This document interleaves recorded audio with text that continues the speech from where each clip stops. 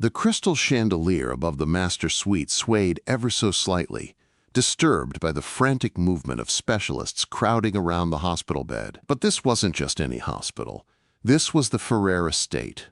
20,000 square feet of marble, gold, and secrets, a place that seemed built for power, for opulence, for things that most people would never even dream of. And yet, inside this grand mansion, an 8-year-old girl was dying. Catalina Ferrer, the daughter of Victor Ferrer, the man who controlled the city's businesses and its politics, whose empire stretched into every corner of the underworld. But none of that mattered now. His world was crumbling, shattered by the sight of his little girl fighting for her life. Her small body shook violently against the soft silk sheets. Foam gathered at the corners of her mouth, and her back arched in unnatural angles. Her eyes were wide and glassy, staring at nothing. The beeping of monitors filled the room, each pulse of sound a reminder of how close they were to losing her. It didn't matter how many specialists had been flown in from Switzerland, Germany, or Johns Hopkins, nothing was working. Dr. Howard, a seasoned surgeon who had saved prime ministers and diplomats, stood at the head of the bed, his hands trembling as he prepared another injection. Epinephrine now, he barked, trying to maintain some semblance of control. But his voice cracked, betraying the fear he was trying so desperately to hide. Victor Ferrer, towering at the foot of the bed, in a custom-tailored suit that probably cost more than most people's homes, stood motionless. His knuckles were white around the bedpost, his grip so tight the wood creaked under the pressure. The man had built his empire with blood and intimidation, leaving a trail of destruction in his wake. But none of that mattered here, in this moment, as he watched his only child slip away. "What's happening?" Victor's voice was dangerously quiet, the kind of quiet that always preceded violence. Dr. Howard didn't look up. His gaze was fixed on Catalina's vitals. "The seizures aren't responding to the medication. Her body's rejecting everything we try." His voice shook as he spoke, the truth spilling out. "I don't think she'll make it through the night." The words hung in the air like a death sentence. Victor didn't move, didn't blink. The reality of it hit him like a freight train. His daughter was dying, and there was nothing he could do to save her. Then, without warning, Victor's hand moved to his waistband, where his pistol rested, the cold metal pressing against his side. His voice came out low and menacing. "Let me make something crystal clear," he said. "If my daughter dies, you die. Every single one of you in this room dies. Do you understand?" There was no doubt in his words, no hesitation. It wasn't a threat. It was a promise. Dr. Howard paled, his lips parting as though to say something. But before he could get a word out, Catalina's monitor began to shriek. The sound pierced the room, sending a chill down everyone's spine. The girl's body went stiff, her eyes rolled back into her head, her mouth gaping open in an agonizing scream. She was crashing. "Get the defibrillator!" someone shouted, but the room had already descended into chaos. Doctors yelled orders, nurses scrambled for medical equipment, and Victor stood frozen in place, his gaze fixed on his daughter, who was slipping away right before his eyes. A knock on the door barely registered at first. Then another, more insistent. "Not now!" someone shouted, but the door cracked open anyway. Teresa, the head housekeeper, poked her head into the room, looking more nervous than usual. "I'm sorry to interrupt, Mr. Ferrer," she said meekly, "but the new maid is here. She's cleaning the hallway and heard the commotion. She says she might be able to help." Victor didn't even blink. "Get out!" he snarled, his eyes still locked on Catalina's frail form. But Teresa didn't leave. Instead, she stepped into the room a little farther. "Sir, she's insistent. She says she can help."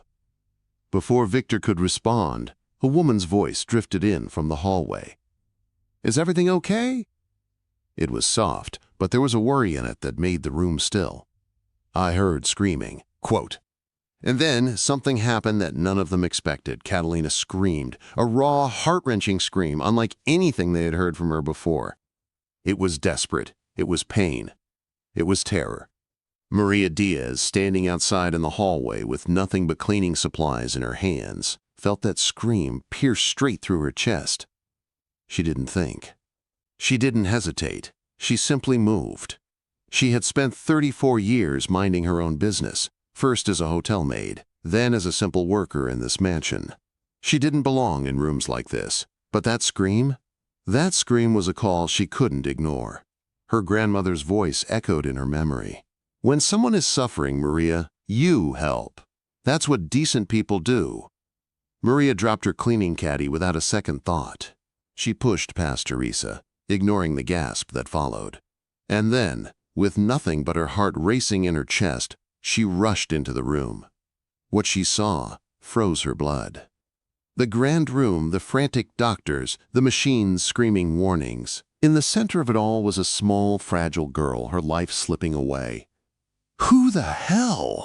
Someone started to shout, but Maria was already at Catalina's side, her hands shaking as she placed them gently on the girl's burning chest. A doctor tried to stop her, tried to push her out, but Maria ducked under his arm with the ease of someone who had dodged trouble her entire life. "Get her out of here!" Dr. Howard shouted, but Maria didn't listen. She didn't even look at him. Instead, she focused on Catalina, whose body was racked with spasms, whose skin was searing to the touch. This wasn't a hospital. This wasn't a clinic. This wasn't even a place where someone like her should have been. But it didn't matter. Maria had seen this before. Not in a hospital, not in textbooks, but 15 years ago, in her grandmother's kitchen in rural Honduras, when her cousin Diego had nearly died from what the village called the shaking sickness. Maria's hands moved with an instinct she didn't even know she had anymore, pushing through the chaos. "Someone's got to get her out of here," a nurse said, her voice trembling. But Maria didn't leave. She couldn't. The time was running out. She didn't know how much she had left, but she couldn't walk away. Not now. Not when it was a life on the line. A security guard reached for Maria's shoulder, trying to pull her away from Catalina. But in a split second, Maria spun around and locked eyes with Victor Ferrer, the man who owned this mansion, this empire, the one whose gaze could freeze anyone in their tracks. The man who was watching his only child slip away before him.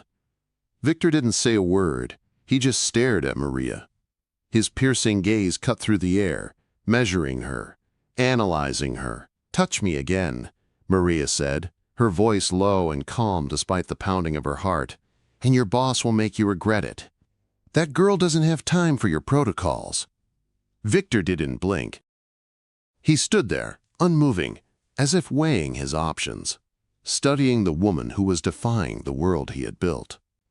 Finally, after what felt like an eternity, he spoke, his voice barely above a whisper. "You've got 60 seconds, Victor said, his words hanging in the air like a death sentence. "Then I put a bullet in your head." Maria didn't flinch. She didn't hesitate. Her eyes never left Catalina's face, whose body was still convulsing, her breaths shallow and ragged. Maria took a deep breath, steeling herself for the impossible task ahead. 60 seconds to save a life. 60 seconds to change everything. The pressure was suffocating, but Maria didn't feel it. The world outside of the room faded. There was only Catalina, and Maria was the only person who could help her. With a quiet determination, Maria rolled up her sleeves. "I need hot water, clean towels, and herbs. Do you have rosemary, thyme, and cinnamon?" Victor's sharp gaze flicked over her, taking in her calm demeanor. He didn't know who she was, but in that moment, he saw something in her. Something raw, something fierce. He didn't understand it, but it was there, and it made him pause. Teresa, who had been standing by the door in stunned silence, bolted out of the room, her footsteps echoing down the hallway. The room fell silent. The only sounds now the desperate beeps of the monitors and Catalina's strained breathing. Dr. Howard, still in shock, stepped forward, his face flushed with indignation. "Mr. Ferrer, this is absurd. This woman has no medical training. She's gonna kill your daughter." Victor turned his head slowly, the barrel of his gun now in his hand, aimed directly at Dr. Howard's forehead. The doctor's eyes went wide with fear. "My daughter is already dying," Victor said coldly. "You said so yourself." So either she kills her or you did. At least she's trying something new. Dr. Howard's mouth opened and closed, but no words came out. He was caught. He had no argument. Victor's eyes never left him. The room was thick with tension. Maria took a deep breath, feeling the weight of the seconds ticking away. She didn't have much time, but she knew what she had to do. She pressed her fingers gently against Catalina's neck, feeling for the pulse points her grandmother had taught her to find. The girl's heart was racing wildly, erratically, as though it might explode at any moment. Her hands moved quickly, working the pressure points along the girl's neck and collarbone. The technique wasn't in any medical textbook. It was something she'd learned from her grandmother, something born of tradition and instinct. "This is madness," Dr. Howard muttered, but his voice lacked conviction now. He could see Maria was doing something that no one had tried before. She was the last hope. Teresa burst back into the room, arms loaded with supplies. Maria grabbed a clean towel and dipped it into the steaming water, wringing it out before scattering the herbs across it. The sharp scent of rosemary, thyme, and cinnamon filled the air. Maria pressed the towel against Catalina's chest, directly over her heart, and began rubbing slow, rhythmic circles, matching the pattern of a healthy heartbeat. She kept her movements steady, counting under her breath. 1, 2, 3. She felt the tension in the air, the room holding its collective breath as the seconds ticked by. Catalina's body jerked violently, and the monitor screamed again. "She's making it worse," someone shouted. Maria ignored the voices. She had seen this before. The body fighting back, rejecting the healing. But if she didn't push through, if she didn't keep going, Catalina wouldn't have a chance. 4, 5, 6. Maria kept counting, her fingers pressing harder now, moving in more deliberate, insistent circles over the girl's chest. The seconds felt like hours. Her breath was coming faster, but her hands never stopped moving. 7, 8, 9. Maria's pulse raced. Her hands were starting to shake, but she couldn't stop. She couldn't fail. Catalina's life was in her hands. And then, in the briefest moment between one heartbeat and the next, something shifted. Catalina's body went completely still. The room fell silent. The beeping of the monitor stopped. Everything stopped. For 3 seconds, no one moved. No one breathed. And then, between one heartbeat and the next, Catalina gasped. It wasn't the desperate gasp of someone drowning. It wasn't a kind of gasp that said she was still dying. No, this was different. This was the deep, shaking breath of someone waking up after a nightmare. Her lips, which had been tinged blue only moments before, now began to turn pink. The monitors that had been flatlined flickered back to life, the numbers slowly steadying as Catalina's heartbeat stabilized. "Oh my God," a nurse whispered, her voice shaking. Maria couldn't move. She couldn't believe it. But the feeling of Catalina's heartbeat under her hand was real. She had done it. She had saved her. Dr. Howard stepped forward, his face pale as he checked the monitors again. Her vitals, they're stabilizing, oxygen levels rising, heart rate normalizing. He stumbled back, shaking his head in disbelief. This shouldn't be possible. But it was. Catalina was alive. The girl's eyes fluttered open, confused but alive. She looked up at Maria, her gaze still clouded with the fog of what had just happened. "It's okay, sweetheart," Maria whispered, her voice soothing. "You're okay now. Just breathe." Quote. Catalina reached up with her small hand, gripping Maria's wrist weakly, as though she were the only thing holding her to this world.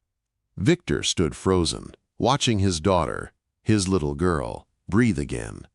His world had just come crashing down and been rebuilt in a matter of seconds. But the man was a monster, built of steel and blood, and his expression remained unreadable. He lowered his gun slowly, his eyes never leaving Maria. He had just witnessed the impossible. But something was brewing inside him, something darker, something that would change everything. Victor stood motionless, his gaze fixed on Catalina as she breathed in deeply, her small chest rising and falling with the steady rhythm of life. The doctors were still in shock, muttering to each other, trying to process what had just happened. But all Victor could focus on was the woman who had somehow saved his daughter, Maria Diaz, the maid. A simple, unremarkable woman who had just done what 500 specialists couldn't. She had done the impossible. Victor moved slowly around the bed, the weight of his steps silent on the thick carpet. His gaze never left Maria. He wasn't sure what it was about her. Maybe it was the raw determination in her eyes, or the calm way she had handled everything in the face of death. But something about her made him hesitate. "You," he said, his voice like ice. "Who are you?" Maria didn't flinch. She didn't hesitate. She simply met his eyes. "My name is Maria Diaz. I'm your new maid." "That's all I am." Victor studied her for a long moment, the tension between them thick enough to cut with a knife. His eyes were hard, measuring every word, every movement. He didn't believe her. He couldn't. "No one is just anything," Victor said, his tone dangerous. "Try again." Maria's eyes never wavered. "I learned this technique from my grandmother," she said quietly. "She was a curandera in my village in Honduras. When my cousin Diego nearly died from what we call the shaking sickness, my grandmother saved him. She taught me how." Victor's jaw tightened, but he didn't respond immediately. He looked at Catalina, then back at Maria. His mind was working, calculating, trying to make sense of it all. "You expect me to believe that a cleaning woman from Honduras just happens to know a technique that stumped the best surgeons in the world?" he asked, his voice low. "I don't expect you to believe anything," Maria replied, her voice steady despite the pounding in her chest. "I just expect you to let me finish my shift. Your daughter needs rest, and I have 3 more floors to clean." Victor studied her for a long moment. There was something in Maria's eyes, something that said she wasn't lying. But why? Why would a maid, a stranger, risk her life for a child she didn't know? Victor didn't understand. But he didn't have time to waste. His daughter was alive, and he would do anything to keep her that way. "You're not going anywhere," he said, his voice cold, final. "Not yet." Victor pulled a chair in front of Maria, sitting down slowly, deliberately. His eyes never left her face. "Let's start simple," he said, his voice soft but deadly. "Where are you from?" Quote. Maria hesitated, but only for a second. "Tegucigalpa, Honduras. I moved here 6 years ago after my husband died." Victor's eyes narrowed. "Family?" Maria nodded. "A son, Carlos. He's 19. He's in college, studying to become a doctor." Victor tilted his head, studying her with a quiet intensity. "So, you're telling me that a widowed maid from Honduras just happened to learn a healing technique that no one else could figure out?" Quote. Maria met his gaze without flinching. "It's not magic, it's just forgotten knowledge. My grandmother learned from her mother, and she taught me. It was survival, not witchcraft." Victor's gaze remained fixed on her, searching for any hint of deception, but there was nothing. Just the raw, quiet truth in Maria's eyes. "I understand you live in a world where everyone has an angle," Maria continued, her voice firm. "But I literally ran into that room because I heard a child screaming. That's it." Victor leaned back in his chair, his expression unreadable. The silence in the room was heavy, but his mind was already moving, calculating. He had learned to read people over the years, and Maria, despite everything, was being honest with him. He didn't know why, but for some reason he believed her. Before he could say anything else, Catalina stirred, her small hand weakly gripping Maria's wrist. The sight was enough to break Victor's focus. His heart tightened at the sight of his daughter, her face pale but peaceful for the first time in days. Maria stood up slowly, carefully, moving to Catalina's side. She checked the girl's temperature, pressing her palm to her forehead. Catalina was still weak, her breathing steady but shallow, but she was alive. "Can I check on her?" Maria asked, her voice soft. Victor hesitated, then nodded. Maria's eyes softened as she carefully checked Catalina's pupils, tilting her head back to examine her tongue. Her brow furrowed. "Victor," she said quietly, her voice steady but urgent. "Her tongue, there's something wrong."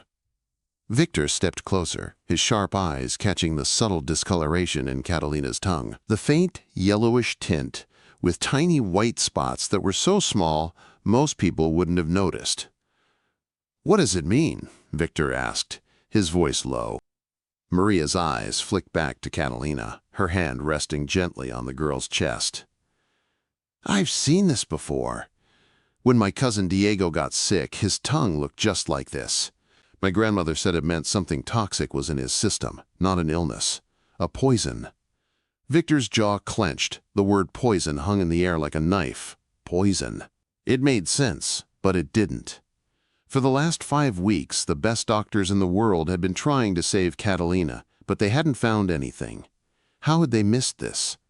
How had they missed that someone was poisoning his daughter? "Someone's been poisoning her," Maria said quietly, her voice full of certainty. Victor's eyes hardened. He felt the weight of the words like a stone in his gut. "Who?" Maria bit her lip, looking down at Catalina. "Has there been any pattern to when the seizures happen? Anything unusual?" Victor stopped. His eyes narrowed. "They always happen within an hour after meals. Every single time."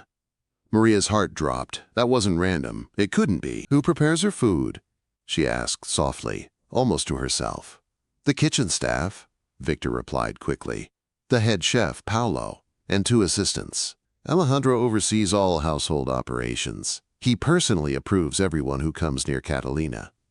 Alejandro, Victor's cousin, Catalina's godfather, the man he had trusted above all others. Victor froze, the blood draining from his face as realization hit him. Alejandro. Alejandro had been the one with the access. Alejandro had been the one who had been poisoning his daughter all along. Victor's fists clenched so tightly that his nails dug into his palms. The hunt was on. And whoever had dared to betray him would pay the price. Victor's hand tightened around the chair's arm, his knuckles turning white. His pulse was racing, his mind working 1,000 miles an hour. The truth hit him like a ton of bricks. Alejandro, his cousin, his right hand, the man he had trusted most, was the one who had been poisoning his daughter.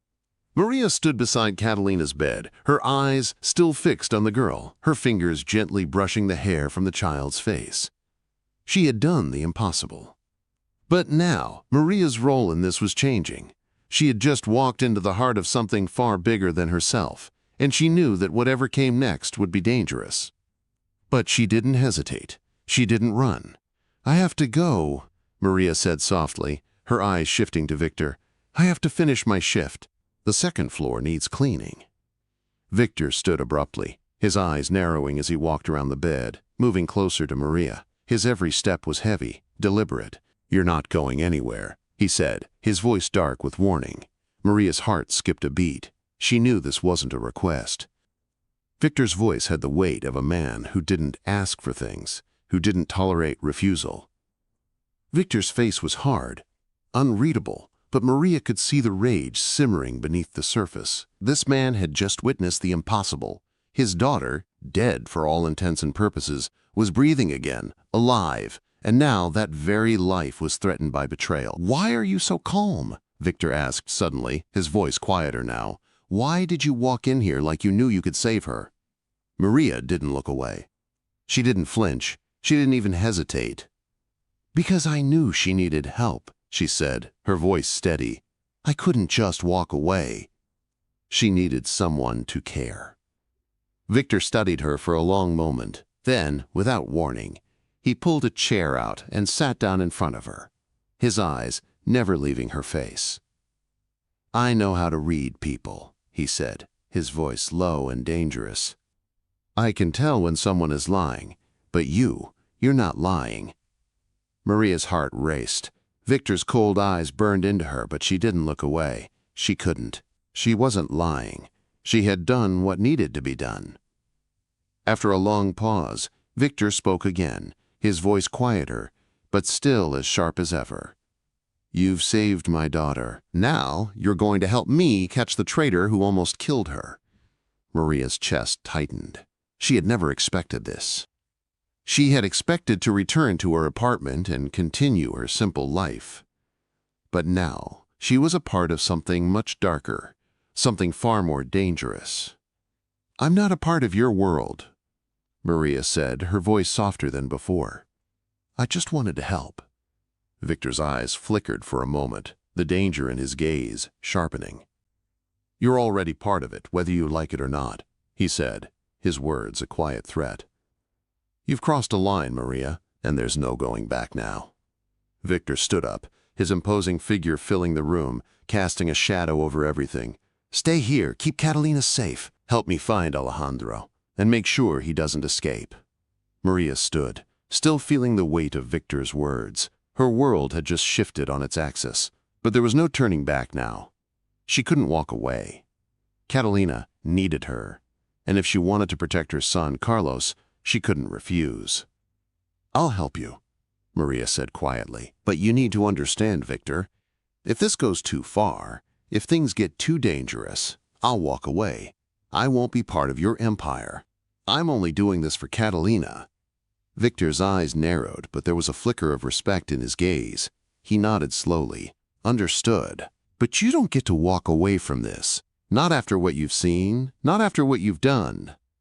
Maria felt a chill run down her spine.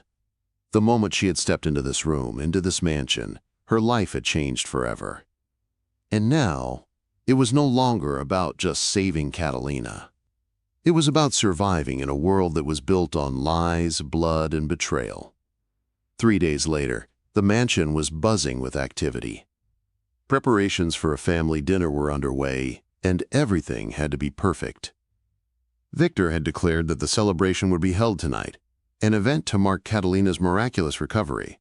But it wasn't just a dinner. This was a message.